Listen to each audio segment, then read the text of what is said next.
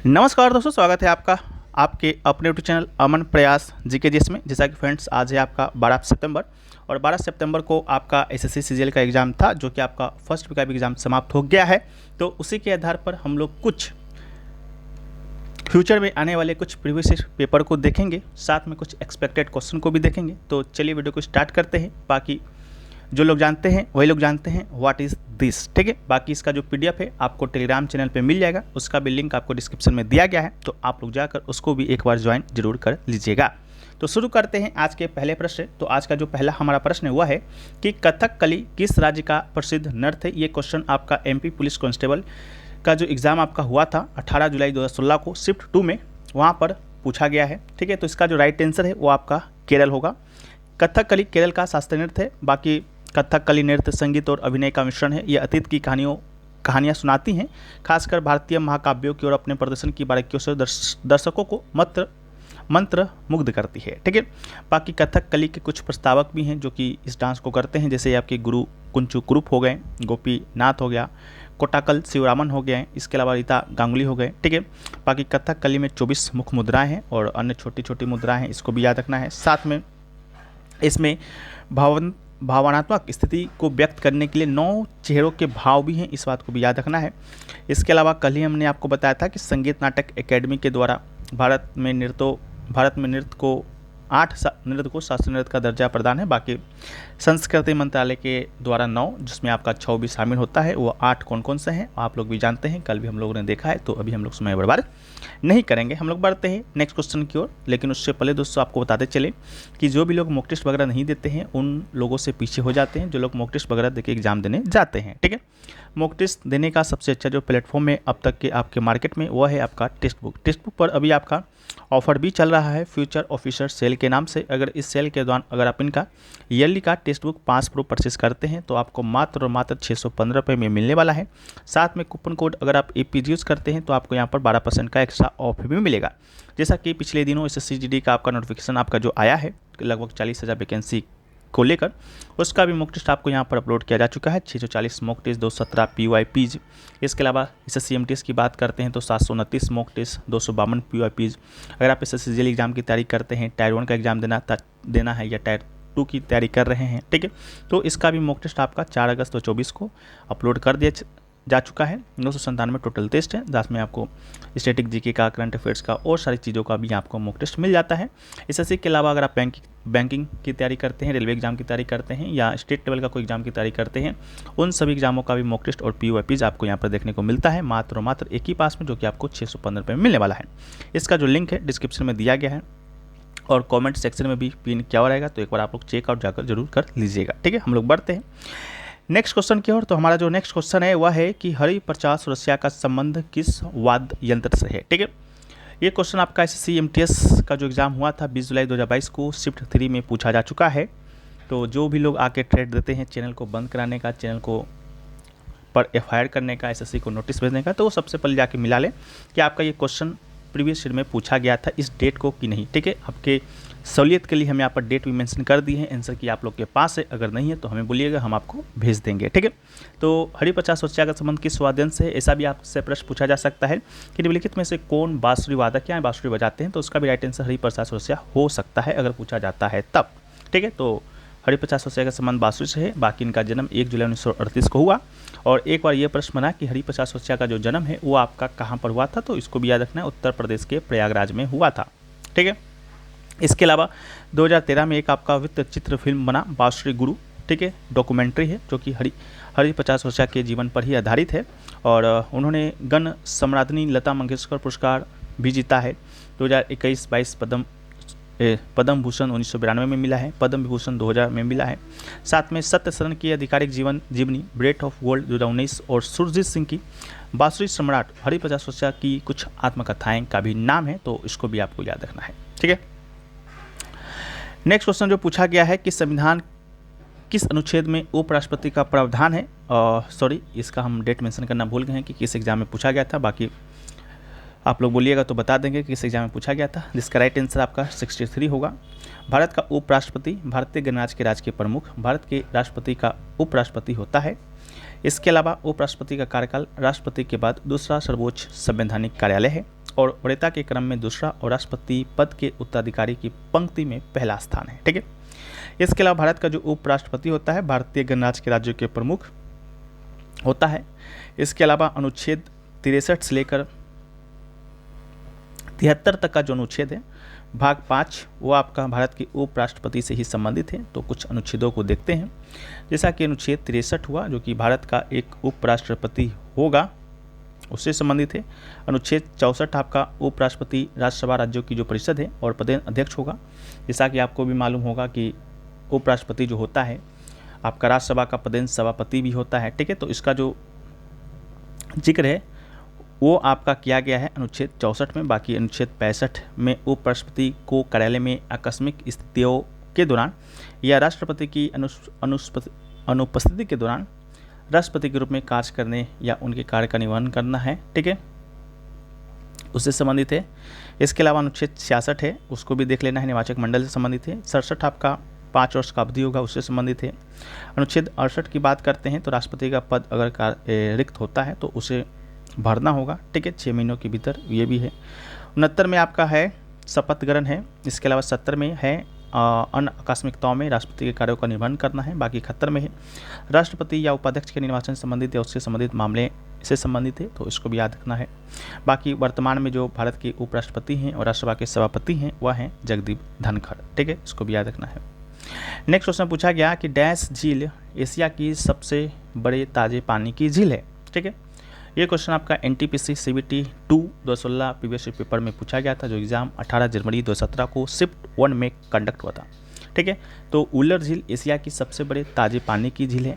उल्लर झील की बात करते हैं तो जम्मू कश्मीर में स्थित है, जिला बांदीपोरा है।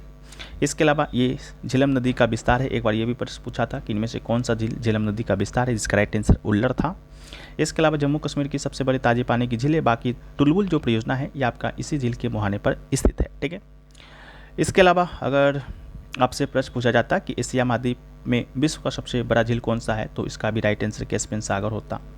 इसके अलावा अगर आपसे पूछा जाता कि निम्नलिखित में से कौन सी झील भारत की सबसे बड़ी मानव निर्मित झील है, जो कि एग्जाम SSC CHL 5 जुलाई 2019 को शिफ्ट 3 में पूछा गया था, जिसका राइट आंसर गोविंद बल्लभ पंत सागर था। गोविंद बल्लभ पंत सागर झील को रिहंद बांध के नाम से भी है जो कि जाना जाता है, जो कि भारत का सबसे बड़ा बांध है। यह भारत की सबसे बड़ी कृत्रिम झील है। ये उत्तर प्रदेश में सोनभद्र जिले के पिपरी में स्थित है। ठीक है, तो इसको भी याद रखना है। इसके अलावा सोन नदी की सहायक नदी है और दुनिया की सबसे बड़ी झील कैस्पियन सागर, विश्व की सबसे बड़ी ताजी पानी की झील बेकाल झील और भारत में मीठे पानी की सबसे बड़ी झील उल्लर झील है। ठीक है, नेक्स्ट क्वेश्चन पूछा गया कि एलोरा की गुफाएं का निर्माण किसने कराया था। तो एलोरा का जो गुफा है उसका जो निर्माण है वो दोस्तों कराया था राष्ट्रकूटों ने, जो कि आपका UP TGT 2021 800 PCL पेपर का क्वेश्चन है। ठीक है, तो राष्ट्रकूट इसका राइट आंसर होगा। एलोरा महाराष्ट्र में स्थित यूनेस्को की विश्व धरोहर स्थल है। ये गुफाएं हिंदू धर्म, बौद्ध धर्म और जैन धर्म से संबंधित है। इसके अलावा प्रसिद्ध अखंड रोहतक शैलकृत मंदिर, कैलाश मंदिर भी आपका यहाँ पर ही स्थित है। और राष्ट्रकूट वंश की बात करते हैं तो इसका संस्थापक था दंती दुर्ग। मान्यखेत को अपनी है जो कि राजधानी बनाया था। गोविंद तृतीय अमोघ वर्ष इस वंश का महान शासक था।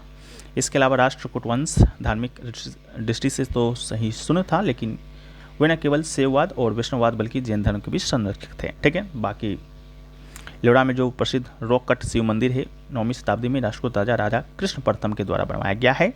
और राष्ट्रकूट वंश ने 10वीं शताब्दी के अंत तक लगभग 200 वर्षों तक दक्कन में शासन किया था। ठीक है, तो इसको भी याद रखना है। नेक्स्ट क्वेश्चन पूछा गया कि निम्नलिखित में से कौन सी पुस्तक हर्षवर्धन के द्वारा लिखी गई थी। ठीक है, ये क्वेश्चन आपका UPSC कैप पेपर 1 का ऑफिशियल पेपर है, जो कि 7 अगस्त 2022 को कंडक्ट हुआ है, जिसका राइट आंसर आपका रत्नावली है। इसके अलावा रत्नावली के अलावा नागानंद भी हर्षवर्धन के द्वारा ही लिखा गया है। प्रियदर्शिका भी आपका हर्षवर्धन के द्वारा ही लिखा गया है। इसके अलावा हर्षवर्धन एक आपका कौन था, तो ये आपका पुष्पवती वंश का शासक था, जिसका दरबारी कवि वानभट्ट था। वानभट्ट के द्वारा भी एक पुस्तक लिखा गया था कादम्बरी। ठीक है, तो ये भी इसको भी याद रखना है, क्योंकि आपके ऑप्शन में कादम्बरी भी ऑप्शन में दिया जाता है। बहुत सारे लोग वही क्लिक कर देते हैं, लेकिन ये जो पुस्तक है हर्षवर्धन के दरबारी कवि वानभट्ट के द्वारा लिखा गया है। बाकी हर्षवर्धन जो है वह विश्ववर्ण का था। बाकी चीनी यात्री जो था ह्वेनसांग हर्षवर्धन के शासनकाल में आया था। बाकी भगवान शिव का परम भक्त था और हर्षचरित्र प्रसिद्ध संस्कृत कवि वाणभट्ट के द्वारा लिखा गया है।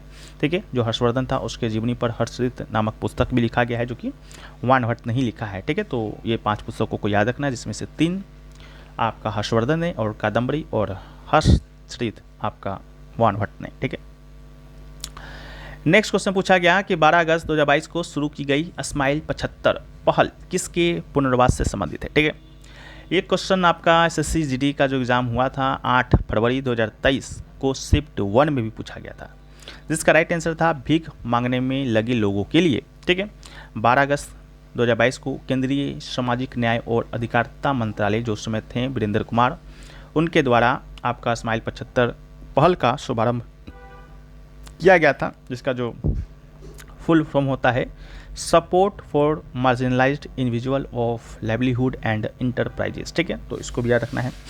बाकी उद्देश्य शहर, कस्बों और नगर पालिका क्षेत्रों को भिक्षावृत्ति मुक्त बनाना और विभिन्न हितधारकों के समन्वित प्रयास के माध्यम से भीख मांगने में लगे लोगों के समग्र पुनर्वास की रणनीति बनाना। ठीक है, ये सबसे पहले लागू की गई थी गैर सरकारी संगठन और अन्य हितधारकों के सहयोग से चिन्हित 75 नगर निगमों में, इसको भी याद रखना है। बाकी अवधि की बात करते हैं तो 2025-26 तक की अवधि है।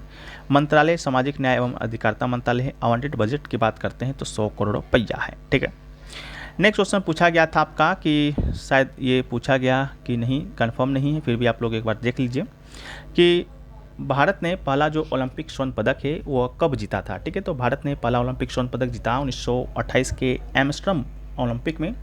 ये क्वेश्चन आपका DSSB TGT natural science male general selection 29 सितंबर 2018 के शिफ्ट 2 में पूछा गया था। ठीक है, जब भारत ने ओलंपिक मेडल जीता था पहला गोल्ड, उस समय के कप्तान थे जयपाल सिंह मुंडा। ठीक है, जयपाल सिंह को टीम का कप्तान उस समय बनाया गया था। बाकी जयपाल सिंह को मारंग गोमके के नाम से भी जाना जाता है। लेकिन अगर आपसे पूछा जाता है कि स्वतंत्र भारत के बाद, जब भारत आपका स्वतंत्र हो गया 1947 में, उसके बाद भारत ने ओलंपिक में कब स्वर्ण पदक जीता था, तो इसका राइट आंसर होता है 1948 का लंदन ओलंपिक। ठीक है, जिसमें ब्रिटेन को हराकर ही जीता था भारत ने। ठीक है, बाकी नेक्स्ट क्वेश्चन है कि भारत ने पहली बार T20 विश्व कप कब जीता है। भारत ने पहली बार T20 जो विश्व कप था 1983 में जीता था। फाइनल में वेस्ट इंडीज़ को हराया था और उस समय जो कप्तान थे भारत के वो थे कपिल देव, जो वर्तमान के जो आपके BCCI अध्यक्ष थे रोजर बिन्नी, उनके द्वारा 18 विकेट है जो कि लिया गया था, जो कि सबसे ज़्यादा था। बाकी सेमीफाइनल और फाइनल दोनों मैच के जो मैन ऑफ द मैच थे मोहिंदर अमरनाथ थे। 1983 के बाद कहें तो भारत ने एक बार और है जो कि T20 नहीं, वनडे वर्ल्ड कप जीता है, जो कि 2011 में। भारत ने अब तक 2 बार ही क्रिकेट वनडे वर्ल्ड कप है जो कि अपने नाम किया है। 2011 में जब भारत ने आपका विश्व कप जीता था, उस समय के कप्तान थे MS धोनी। फाइनल में श्रीलंका को हराया था। बाकी ICC विश्व कप 2011 का आधिकारिक शुभंकर अष्टम्पी हाथी था और इसका मेजबान अपना देश भारत ही कर रहा था। बस संयुक्त मेजबानी भी दिया गया था श्रीलंका और बांग्लादेश को।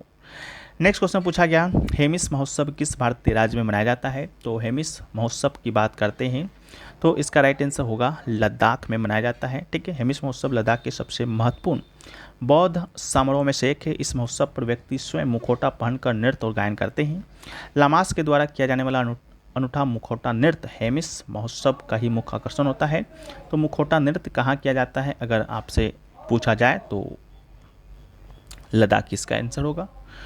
बाकी नेक्स्ट क्वेश्चन जो पूछा गया वो पूछा गया आपका कि शुद्ध निवेश यानी कि नेट इन्वेस्टमेंट क्या होता है। ठीक है, तो शुद्ध निवेश की बात करते हैं यानी नेट इन्वेस्टमेंट का, तो उसका मतलब है कि कंपनी ने पूंजीगत परिसंपत्तियों पर जो कुल रकम खर्च की है उसमें से उन परिसंपत्तियों के मूल्यह्रास की लागत को घटा दिया जाए। यह आंकड़ा इस बात का पता लगाता है कि कंपनी के संचालन में इस्तेमाल होने वाले संयंत्रों, उपकरणों और सॉफ्टवेयर जैसे टिकाऊ सामानों पर कितना खर्च किया जा रहा है। आपका ऑप्शन इतना बड़ा नहीं होगा, कुछ स्मॉल सा कुछ दिया गया होगा जहां से आप लोग इसको देखकर आसानी से अंदाज़ा लगा सकते हैं कि आपका ऑप्शन, आपका आंसर सही कौन सा है। ठीक है, तो ये पूछा गया। बाकी और भी बहुत सारे एक्सपेक्टेड क्वेश्चन हैं जो 3-4 छूट गए होंगे, उसको हम PDF में आपको शामिल कर देंगे। बाकी PDF से रिगार्डिंग जो भी अपडेट होंगी या PDF होगी वो आपको टेलीग्राम चैनल पे दिया जाएगा, जिसका लिंक डिस्क्रिप्शन में दिया गया है। एक क्वेश्चन और लिख लीजिए कि आपसे पूछा गया कि किसमें कोशिकांग नहीं होता है, ठीक है, कोशिकांग नहीं होता है, तो ये भी आपसे पूछा जा सकता है, ठीक है। बाकी हरित क्रांति से आपका आया था कि हरित क्रांति के द्वितीय चरण से भी आया होगा, ठीक है। तो हरित क्रांति की बात करते हैं तो 1978 से 80 में द्वितीय चरण स्टार्ट हुआ था, बाकी पहला चरण 1966 में शुरू हुआ था, ठीक है। ये भी क्वेश्चन पूछा जा सकता है। इसके अलावा पूछा गया कि 2002 में जाकिर हुसैन को कौन सा अवार्ड मिला था, जिसके बारे में हमने कल ही चर्चा किया है, ठीक है। एक क्वेश्चन पूछा गया H2SO सीमेंट में ऑक्सीजन की संयोजकता कितना है। इसके अलावा एक क्वेश्चन है कि भाला फेंकने पर डिश तरह रह जाता है, भाला फेंकने से संबंधित भी कोई क्वेश्चन है जो कि पूछा गया था भाई, उसको भी आप लोग को देख लेना है। बाकी मैथ वगैरह का तो उतना आइडिया है नहीं, बाकी जो है कि आपसे DI में 4 क्वेश्चन वगैरह पूछा गया था। रीजनिंग की है तो एनालॉजी से टाइम टेकिंग प्रश्न है जो कि पूछा गया था, ठीक है। बाकी अभी इतना ही एक्सपेक्टेड क्वेश्चन हम आपको बता पाएंगे। बाकी टेलीग्राम पे आपको मिल जाएगा, जिसका लिंक डिस्क्रिप्शन में दिया गया है, तो आप लोग जाकर उसको भी ज्वाइन कर लेना है। बाकी टेक्स्ट बुक के ईयरली पास प्रो से जुड़ना चाहते हैं तो उसका भी लिंक डिस्क्रिप्शन में दिया गया है, आप लोग जाकर उसको जुड़ सकते हैं और कमेंट सेक्शन में भी पिन किया हुआ रहेगा। मिलते हैं हम लोग नेक्स्ट वीडियो में, जब तक के लिए जय हिंद।